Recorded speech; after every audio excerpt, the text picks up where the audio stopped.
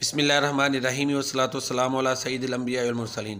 مرکزی جامع مسجد فاطمہ محلہ شریف پورہ اگو کی کے تہ خانے کی جو تعمیراتی صورتحال ہے وہ یہ ہے کہ الحمدللہ اس کا جو فرش ہے اس کے اوپر ماربل لگ چکا ہے، لائٹنگ سسٹم جس طرح نظر آ رہا ہے کہ مکمل ہو چکا ہے، اس طرح الحمدللہ یہاں جو ہے اسپیکر کا انتظام بھی ہو چکا ہے، یو پی ایس کا بھی بتوفیق اللہ عظیم انتظام ہو چکا ہے۔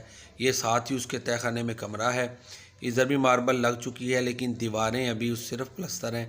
دروازہ یہاں اس کمرے میں لگنے والا ہے، ادھر سیڑھیوں کے ساتھ چھوٹا کمرہ بنے گا، اس کی تعمیر کا جو ہے نا کام باقی ہے۔ یہ سیڑھیاں ہیں، الحمدللہ سیڑھیوں پر بھی ماربل لگ چکی ہے، دوسری سائڈ پر ریلنگ لگنی ہے۔ اب یہ ہے سیڑھیوں کی، سے ہم اوپر گراؤنڈ فلور کی طرف جا رہے ہیں۔